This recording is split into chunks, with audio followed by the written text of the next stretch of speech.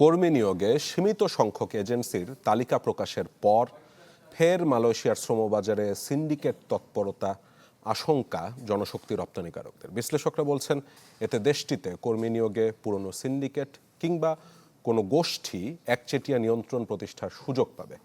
এদিকে মালয়েশিয়ায় নিয়োগ প্রক্রিয়া নিয়ে উদ্বেগ প্রকাশ করেছে 4 দেশের এজেন্সি। সম্রাট হোসেনের রিপোর্টে বিস্তারিত। দক্ষিণ পূর্ব এশিয়ার দেশ মালয়েশিয়া কয়েক দশকের পুরনো এই শ্রমবাজার ঘিরে অনিয়ম আর দুর্নীতির চিত্রটাও বেশ পুরনো। দেশটিতে সম্প্রতি প্রধানমন্ত্রী তারেক রহমানের সফরে সর্বোচ্চ গুরুত্ব পায় শ্রমবাজার।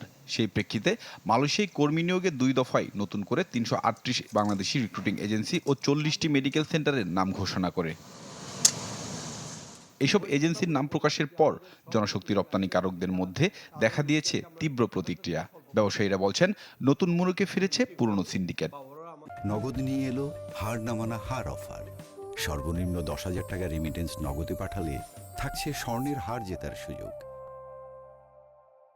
আমরা অনেক আশান্বিত হয়েছিলাম, গ্রামের জনগণ আশান্বিত হয়েছিল এইবার হয়তো আমরা বিদেশে যাবো। তারেক রহমান সাহেব মাননীয় প্রধানমন্ত্রী উনি যেগুলো বলছেন এগুলো বাস্তবায়ন করলে কম টাকায় লোকজন যেতে পারবে, কিন্তু আলটিমেটলি দেখা গেলো এটা কমপ্লিটলি বিপরীতে একটা জিনিস হয়ে গেল। যেহেতু বর্তমান সরকার সিন্ডিকেট এইভাবে পজিশনকে নিয়ে করে ফেলছে, আগের মতনই ওরা করে ফেলছে। অন্যদিকে মালয়েশিয়ায় কর্মী নিয়োগে সিন্ডিকেট ও বিশেষ সুবিধা দেওয়ার বিরুদ্ধে নিজেদের অবস্থান তুলে ধরে বিবৃতি দিয়েছে বাংলাদেশ, নেপাল, পাকিস্তান ও মিয়ানমারের রিক্রুটিং এজেন্সিগুলো। একটা পলিসি ব্রিফ তৈরি করা হয়েছে, কিন্তু আমাদের যে অভিবাসন বিশ্লেষকরা বলছেন এই তালিকার মাধ্যমে দেশটিতে কর্মী নিয়োগে পুরনো সিন্ডিকেট কিংবা একচেটিয়া নিয়ন্ত্রণ প্রতিষ্ঠা পাবে।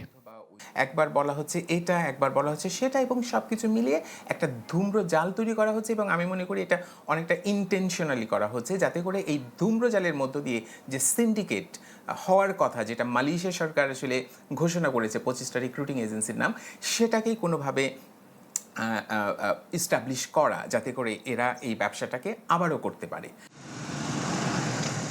অনিয়ম, দুর্নীতি সহ নানা অভিযোগে 2024 সালে মে মাসে বাংলাদেশ থেকে কর্মী নেওয়া বন্ধ করে দেয় মালয়েশিয়া সরকার। সম্রাট হোসেন, চ্যানেল 24, ঢাকা।